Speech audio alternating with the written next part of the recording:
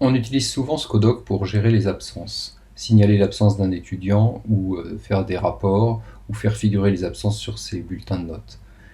Je vais vous montrer comment on saisit une absence en allant donc sur un semestre. L'usage le plus courant, c'est en fin de séance de vouloir indiquer les absents sur un enseignement donné dans un groupe donné. Donc on va choisir ici un groupe de TD et on va dire que notre enseignement avait lieu le mercredi et on va vouloir saisir les absences du mercredi. Les absences dans Scodoc sont comptées en demi-journée, soit le matin, soit l'après-midi. On ne peut pas indiquer une heure plus précise, du moins pour le moment.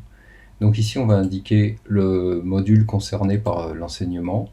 On a la liste des étudiants du groupe qu'on avait choisi, ici le TD 12, et on va cocher les étudiants absents, en supposant que c'était le matin. Alors ici vous avez les 4 dernières semaines qui sont affichées, ce qui permet éventuellement de voir tout de suite les séances concernées.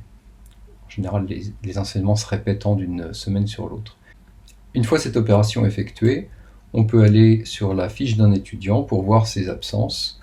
Donc là, je vais passer par la liste des étudiants, je vais prendre le premier, et en arrivant sur sa fiche ici, je peux voir le lien calendrier dans le cadre absence, qui m'indique les jours où il a été absent. Alors, il se trouve que cet étudiant n'a jamais été absent, donc on va lui ajouter une absence. On peut aussi procéder individuellement en ajoutant une absence à un étudiant. Il suffit de faire ajouter ici, indiquer une date. Par exemple, on va lui dire que le 10 novembre, du 10 novembre au 12 novembre, il est absent toute la journée. On peut indiquer une raison, par exemple dire qu'il est malade, et on peut indiquer que l'absence, par exemple, est justifiée si on a un certificat médical. Voilà.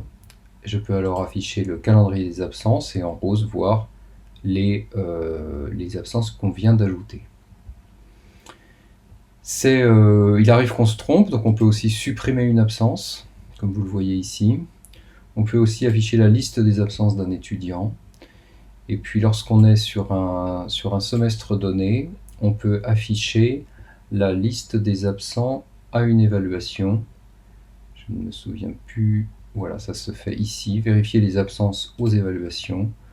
Donc on a à ce moment-là un rapport qui va s'afficher avec l'ensemble des évaluations du semestre et la liste des étudiants absents à chacune de ces évaluations.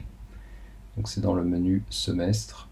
Voilà, donc ici pour chaque module, on a l'ensemble des évaluations avec tous les cas bizarres, par exemple des étudiants ayant une note alors qu'ils étaient absents, des étudiants notés absents dans les notes alors qu'ils n'ont pas été notés absents lors de l'appel, ou des étudiants excusés alors qu'ils ne sont pas signalés absents. Donc tous ces cas étranges méritent d'y regarder de plus près.